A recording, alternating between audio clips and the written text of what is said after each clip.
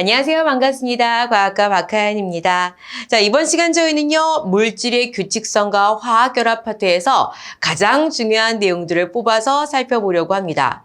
자, 어떤 것들을 중심으로 방향성을 잡아서 생각하면 좋을지 그에 대한 이야기부터 먼저 시작해 보도록 할까요? 자, 물질의 규칙성과 화학결합에서는요, 우선은 별의 진화 과정들을 다루게 됩니다. 별이 진화되는 그 과정 속에서 어떤 원소가 생성되는지 그들을 파악하는 것을 자료 분석 연습하는 것들 이번 시간에 다뤄볼 거고요. 또 하나 주기율표를 분석할 줄 아셔야 되는데요. 주기율표는 족과 주기가 있죠. 주기는 어디이고 족은 어디인지 그것을 파악하는 연습을 이번 시간에 해보도록 하겠습니다. 세 번째예요. 자, 원자는요, 전자 배치들에 대한 모형들이 굉장히 자주 출제가 됩니다. 그 원자의 전자 배치 모형을 통해서 가장 바깥쪽에 전자가 몇 개 있는지, 원자가 전자는 무엇인지 그에 대한 이야기를 해보도록 하고요. 가장 마지막으로 화학결합에 대한 이야기도 한번 해보도록 하겠습니다. 화학결합은 공유결합, 이온결합 두 가지 있지요. 각각은 무엇이 다른지 그들을 이해하는 방식으로 이야기해 보도록 합니다. 지금 말씀드린 이 같은 내용들은요, 매년 2문제에서 3문제 정도로 아주 출제가 자주 되는 파트예요. 따라서 이 부분들을 중심으로 공부하신다면 분명히 좋은 결과 있을 겁니다. 우선은 별의 진화 과정에 대한 이야기부터 살펴보도록 합니다. 자, 별의 진화와 원소의 생성이라고 나와 있죠. 자, 별의 내부에서는요, 여러 가지 핵 융합 반응들이 일어나면서 다양한 원소들이 생성이 되게 됩니다. 그때 핵 융합이 일어나는 정도는 별의 질량에 따라서 조금씩 차이가 있게 돼요. 따라서 별의 질량에 따라서 진화되는 방향성이 조금씩 달라지게 되고요. 그 결과 별의 진화 과정 속에서 굉장히 다양한 원소가 생성되게 되죠. 그때 다양한 원소가 생성되는 기본적인 원리는 무엇이다? 핵 융합 반응인 건 거예요. 별의 중심부에서는 더 무거운 원소를 만드는 핵 융합 반응이 일어난다는 거죠. 그때 핵 융합이 무엇입니까? 라고 이야기하냐면요. 말 그대로 핵이 융합, 합쳐지는 반응을 핵 융합 반응이라고 합니다. 핵 융합이라는 것은 가벼운 원자핵이 모여서 더 무거운 원자핵이 되는 과정이고요. 이런 핵 융합은 별의 중심부에서 자주 일어나게 되고 이런 핵 융합의 가장 기본적이 바로 수소핵 융합 반응이 됩니다. 자, 수소핵 융합 반응 볼까요? 말 앞에 수소라는 말이 붙어 있죠. 수소들의 핵이 융합되어서 더 무거운 원자핵이 만들어지는 그 과정을 수소핵 융합 반응이라고 해요. 수소핵 융합 반응은요, 총 4개의 수소 원자핵이 모여서 1개의 헬륨 원자핵이 형성되는 과정을 이야기합니다.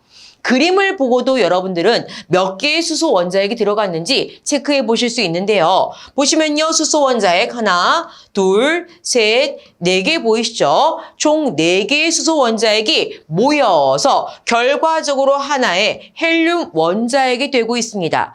이 과정을 식의 형태로 보면 이렇게 얘기할 수 있죠. 수소는 우리는 원소 기호로 H로 표시하기 때문에 총 4개의 수소 원자핵이 모여서 헬륨은 H2지요. 따라서 하나의 헬륨 원자핵이 만들어지게 되더라.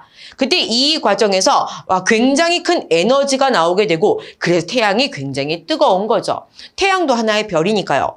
이 같은 수소핵 융합 반응은 모든 질량 상관없이 모든 별의 기본적인 단계인 주계열성의 가장 중심부에서 일어나게 되고 이 중심부에서 수소핵 융합 반응이 일어날 때 수소가 재료이다 보니 수소가 고갈되게 되면 수소가 모두 다 중심부에서 쓰이게 되면 그 이후 단계로 넘어가면서 별의 진화가 지속되게 됩니다. 그래서 수소핵 융합 반응은 모든 별의 중심부에서 공통으로 일어나는 단계인 것이고 이 단계가 끝나게 되면 질량에 따라서 진화 방향이 달라지게 된다라고 체크하시면 됩니다. 그때 그 달라지는 것들을 질량에 따라 구분해 보도록 할게요.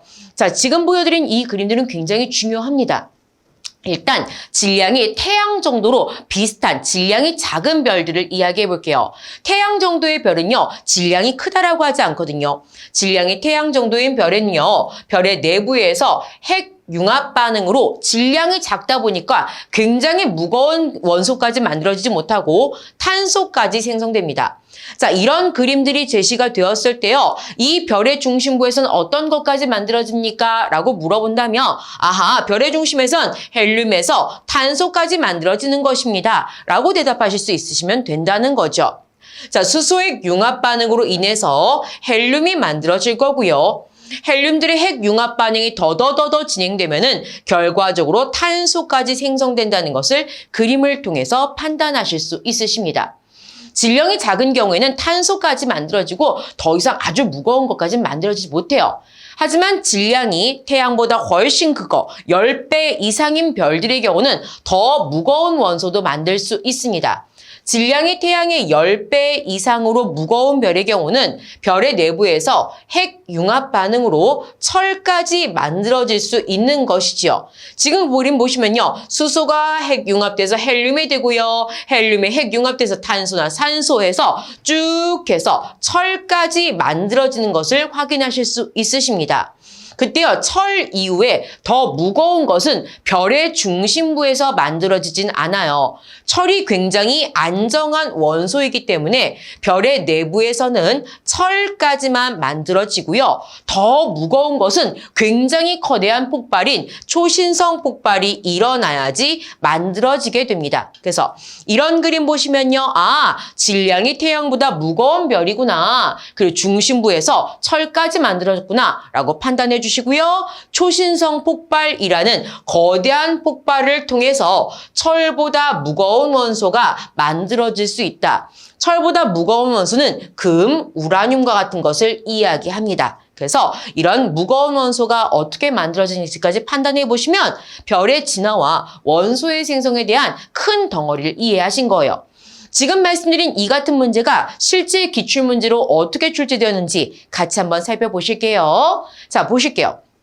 그림은 질량이 태양의 15배인 별의 진화 단계 중에 일부를 나타낸 것이다. 태양의 10배 이상이니까요. 분명히 초신성까지 굉장히 무거운 별이라고 생각하시면 되겠습니다. 자, 이에 대한 설명으로 옳은 것만을 보기에서 모두 골라보세요. 라고 했어요. 자, 수소핵 융합 반응이 일어나고 있고요. 철이 만들어졌고요. 초신성 폭발까지 일어나는 이 과정들이 제시가 되어 있습니다. 보기 보죠. 자, 1번 과정에서 중심부에서 헬륨이 생성된다. 수소핵 융합 반응이라는 것은 4개의 수소 원자핵이 모여서 하나의 헬륨 원자핵을 만드는 것이기 때문에 1번 과정을 거치면 헬륨이 생성되겠지요. 따라서 기억은 맞는 이야기가 됩니다. 다음이에요. 자, 2번 과정에서 중심부에 철이 생성된다. 중심부에 철이 이렇게 생성된 거 그림을 통해 확인하실 수 있으시겠지요. 따라서 니은도 맞습니다.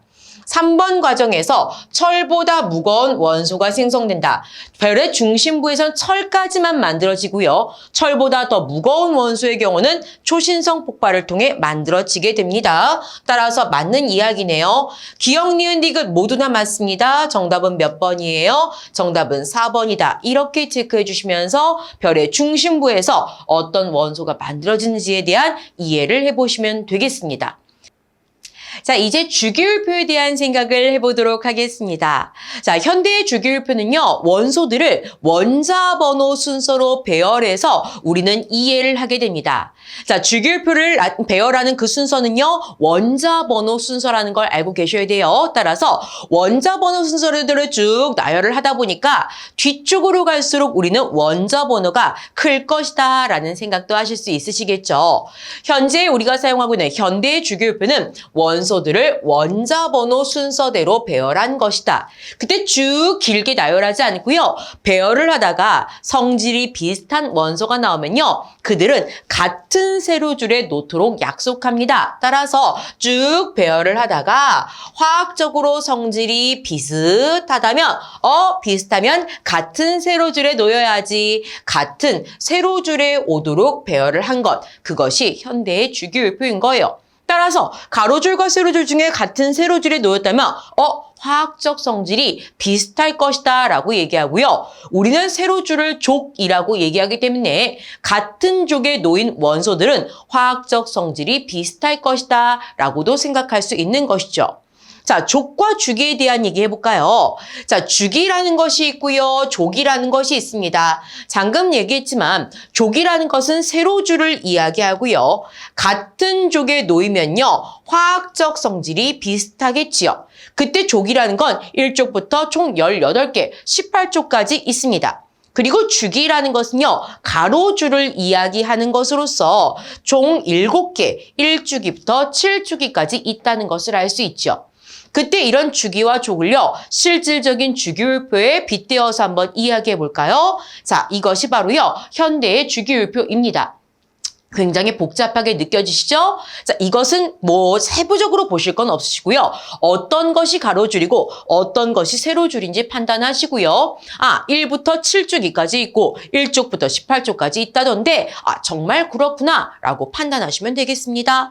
자, 일단요. 자, 주기부터 볼게요. 주기 가로줄이라고 되어 있는데요. 그 가로줄이라는 건 이렇게가 바로 가로줄입니다. 될까요? 근데 가로줄 몇 줄 있냐면요. 한 줄, 두 줄, 세 줄, 넷, 다섯, 여섯, 7개 있습니다. 가로줄 하나, 둘, 셋, 넷, 다섯, 여섯, 7 이렇게 해서 7개의 가로줄이 있고요. 주기가 7개 있다. 7주기까지 있다라고 이야기하는 거예요.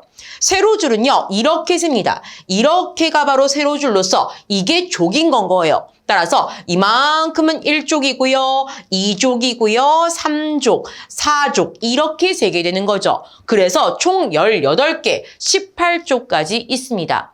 이렇게 주기는 1주기부터 7주기까지 있고요. 족은요. 1족부터 18족까지 있다라는 것을 형태적으로 이해해 보시고요. 실질적으로 검정고시에서 제시하는 형태를 좀 보도록 합니다. 자, 이렇게 나와요. 이런 식의 그림들이 나왔을 때 어떤 것이 족이고 어떤 것이 주기며 A부터 D까지가 각각 몇 주기 몇 족 원소인지 판단해 보실 수 있으시면 될 것 같아요. 그래서 연습을 조금 해보려고 해요. 자, A, B, C, D 지금 4가지의 원소들이 지금 자리를 잡고 있어요. 각각의 원소들은 몇 주기 몇 족 원소일까요? 몇 족 원소일까요? 한번 생각해 보시겠어요? 자, 연습해 볼게요. 자, 주기부터 한번 판단해 보도록 하죠. 주기는 가로줄을 의미합니다. 따라서 이렇게 가로줄을 그었을 때 A하고 B는요. 같은 주기에 속하네요. 그죠? 그리고 그 주기는 1주기라는 것을 알 수 있습니다. 따라서 A 1주기 원소이고요. B도요. 1주기 원소다라고 써주시면 되겠습니다. 그렇다면요. C는 몇 주기 원소일까요? 자, 쭉 가로줄을 보았을 때요. 2주기라고 되어 있는 게 보이시지요? 따라서 C는요. 2주기 원소가 될 것 같고요. 그럼 D는요. D 가로줄을 쭉 그었을 때요. 3이라고 쓰여 있는 거 확인하실 수 있으시지요? 따라서 D는요. 3주기 원소이다. 이렇게 판단해 주시면 되겠습니다. 자, 그렇다면요. 이제 족을 한번 생각해 볼게요. 족은요. 세로줄을 우리는 족이라고 얘기합니다. 주기가 가로줄이었지요. 따라서 세로줄 한번 판단해 보면요. 요렇게 세로줄입니다. 자, A는 몇이에요? 1족이죠. 따라서 1족 원소가 되는 것이고요. B의 경우는 어떻습니까? 세로줄을 그어보면요. 요렇게 18족 원소이다라고 생각하실 수 있으시겠지요. 자, 그 다음에 C는요. 요렇게 세로줄을 그었을 때 요렇게 17이라고 쓰여져 있어요. 17족 원소인 것이고요. D의 경우는요. 이렇게 세로줄을 그어보니까 여기 2라고 쓰여져 있죠. 이렇게 2족 원소라는 것을 알 수 있습니다. 이처럼 주기율표를 보시면서 각각이 몇 주기 몇 족 원소인지 판단하실 수 있으셔야 되고요. 실제로 검정고시는 글을 묻고 있습니다. 하나 풀어보실까요? 자, 지금 이것이 바로요. 실제로 기출된 문제이거든요. 잠깐 정지하고 먼저 생각해 보세요. 자, 생각해 보셨나요? 자, 그림은 주기율표의 일부를 나타낸 것이다. 자, 임의의 원소 A부터 D까지 중 2주기 2족 원소는 무엇입니까? 라고 물어보았습니다. 자, 2주기라고 이야기했으니까 가로줄이 두 번째 줄이어야 될 것 같아요. 따라서 2주기 요렇게 해서 B하고 C가 바로 2주기 원소일 겁니다. 그죠? 그리고 이족 원소라고 했으니까 세로줄이 이어야 될 것 같아요. 세로줄 이족 요렇게 내려가 보면요. 답은 뭐가 되겠다? 2번 B가 될 것이다 라고 생각하실 수 있을 것 같습니다. 그렇다면 C는 어떨까요? C의 경우는요. 이죽이 몇 쪽? 17쪽 원소이다 라고 생각하실 수 있으시겠죠? A의 경우는 어떨까요? 1죽이 1쪽 원소이겠죠? A는요. 1죽이 1쪽 원소이다 라고 생각하실 수 있을 거고요. 마지막 D도 한번 해보죠. D의 경우는 몇 죽인 건 거예요? 3죽이 몇 쪽? 18쪽 원소이다. 이렇게 판단하실 수 있을 것 같습니다. 이렇게 주기율표를 해석하는 연습해 보시면서요. 이제 원자의 전자 배치를 생각해 보도록 하겠습니다. 자, 이제 앞에서 이야기했던 주기율표의 개념들을 활용해서요. 자, 원자의 전자 배치 속에서 족과 주기를 한번 이해해 보도록 하겠습니다. 자, 원자의 전자 배치예요. 자, 원자의 전자 배치 모형을 통해서 주기도 파악할 수 있고요. 족도 파악할 수 있다는 거죠. 그때 이들을 파악하기 위해서 아셔야 되는 용어들이 있는데요. 첫 번째는 전자껍질이라는 표현입니다. 자, 전자껍질이라는 표현이 보이시죠? 전자가 돌고 있는 특정한 에너지 궤도를 우리는 전자껍질이라고 합니다. 자, 전자는 원자마다 개수들이 다른데요. 그 전자는 무작위로 놓이는 것이 아니라 일정한 에너지의 길에 놓이게 되는데 그 에너지의 길, 에너지 궤도를 우리는 전자껍질이라고 하죠. 그때 전자껍질의 개수는 결과적으로 주기의 수하고 똑같습니다. 예를 들어볼게요. 자, 지금 아래에 원자 배치 모형이 하나 나와 있어요. 그때 전자껍질이 뭐냐면요. 요게 전자껍질입니다. 그때 껍질 몇 개 보이세요? 하나, 2개 보이시죠? 그렇다면 전자껍질의 개수는 2개이다. 그렇다면 이 원자는 이주기 원소이다. 이렇게 해석하실 수 있다는 거예요. 전자껍질의 개수는 주기를 뜻하게 되는 것이고 2개의 전자껍질이 있다면 아하, 이주기 원소구나 라고 생각할 수 있다는 거 체크해 보시고요. 또 하나 기억하실 게 가장 바깥쪽 전자의 개수입니다. 문제는 물어봐요. 이렇게 주고요. 가장 바깥쪽에 전자 몇 개 있습니까? 라고 세어보세요. 물어보거든요.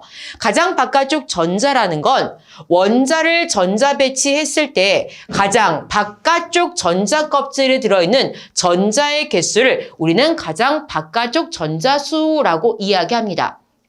세어볼까요? 지금 보시면 전자의 개수는 하나, 둘, 셋, 넷, 다섯, 6개의 전자가 있습니다. 그때 가장 바깥쪽 전자라는 것은 첫 번째, 두 번째 중에서 두 번째 전자 껍질에 들어있는 가장 마지막 전자 껍질에 전자가 몇 개 들었는지 세어보세요 라는 거죠. 가장 바깥쪽에는 하나, 둘, 셋, 4개의 전자가 보이시지요? 따라서 아하, 가장 바깥쪽 전자는 4개가 있습니다 라고 세어보시면 되겠고 이 가장 바깥쪽 전자의 개수는 결과적으로 주기율표의 세로줄 있죠? 족의 1의 자릿수하고 똑같습니다. 그렇다면요, 4개 있다면 족의 1의 자릿수가 4가 되는 것이고요. 이 원소는 14족 원소다라고 생각할 수 있는 것이죠. 가장 바깥쪽 전자의 개수는 족의 1의 자리와 같은 거예요. 자, 이 같은 전자 껍질에 대한 이야기, 가장 바깥쪽 전자의 개수에 대한 이야기를 가지고 실제로 기출문제를 파악하실 수 있을 것 같습니다. 자, 한번 풀어보시겠습니까? 살펴보셨어요? 자, 그림은 플로린 원자의 전자 배치를 나타낸 것이다. 가장 바깥 전자 껍질에 들어있는 전자 개수가 몇 개입니까? 라고 물어보았어요. 전자 껍질은 총 2개가 보입니다. 그렇다면요, 전자 껍질의 수는 껍질의 수는 2개이니까 아하, 이건 이주기 원소일 거예요. 근데 가장 바깥이야를 물어보았으니까 우리는 가장 밖에 있는 두 번째 껍질에 전자 몇 개 들어있는지 세어보시면 될 것 같아요. 자, 하나, 둘, 셋, 넷, 다섯, 6, 7개 들어있는 거 파악하실 수 있으시죠? 이건 제가 그냥 그린 거고요. 7개 들어있단 말이에요. 따라서 정답 몇 번이에요? 3번이고요. 자, 가장 바깥에 7개가 들어 들어있다는 것은 족의 1의 자리가 7이기 때문에 이 원소는 17족 원소이구나 라는 것도 알 수가 있을 겁니다. 이렇게 원자의 전자 배치에 대한 것은 자주 출제가 되니까요. 분석하는 연습 꼭 해보세요. 자, 이제 화학결합에 대한 생각해 보도록 하겠습니다. 화학결합은 크게 두 가지가 있어요. 공유결합이라는 것이 있고요. 이온결합이라는 것이 있습니다. 그림을 보시면서 이것이 공유결합이구나, 이것이 이온결합이구나 구분하실 수 있으시면 되겠는데요. 우선 공유결합부터 이야기해 볼게요. 공유결합, 공유, 같이 쓰겠다라는 겁니다. 나 전자 2개 필요한데 하나밖에 없어. 그럼 나 하나 너 줄 수는 없고 네 거 나 빌려줘 봐봐. 그럼 우리 같이 쓸 수 있잖아. 이게 바로 공유결합의 핵심입니다. 공유결합이라는 것은 금속이 아닌 비금속 원소들이 부족한 전자를 다른 것과 공유하면서 이루어지는 결합이 바로 공유결합인 건 거예요. 비금속 원소의 원자들이 각각 전자를 내놓아서 전자쌍을 공유하면서 형성됩니다. 나 하나 필요해. 내 거 하나 빌려줄 테니까 네 거 하나 빌려줘. 우리 같이 공유해보자. 이게 공유결합이고요. 얼만큼 공유했냐에 따라서 공유 전자쌍의 개수가 달라지게 되는 거예요. 두 원자에 서로 공유되어 같이 써서 결합에 참여하는 전자쌍을 공유 전자쌍이라고 하는 거죠. 예를 들어 볼게요. 자, 지금 이것은 수소기체의 모습입니다. 수소는 가장 바깥쪽에 전자 1개를 가지고 있어요. 근데 2개를 갖고 싶거든요. 따라서 나 하나 있어. 내 거 하나 빌려줄 테니까 네 거 하나 빌려줘. 그럼 우리 둘 다 서로 2개씩 쓸 수 있는 거잖아. 이게 바로 수소기체의 형성입니다. 따라서 요 원자의 가장 바깥쪽의 전자가 이것이었다면 요 원자의 가장 바깥쪽의 전자는 이것인 것이고요. 서로 같이 쓰자 이렇게 내어놔서 같이 쓰고 있는 요 둘이 바로요 공유 전자쌍이 되겠습니다. 따라서 공유 전자쌍은요 한 쌍이라고 읽어내시면 되겠고요. 이들은 공유결합하고 있다라고 분석하시면 되겠지요.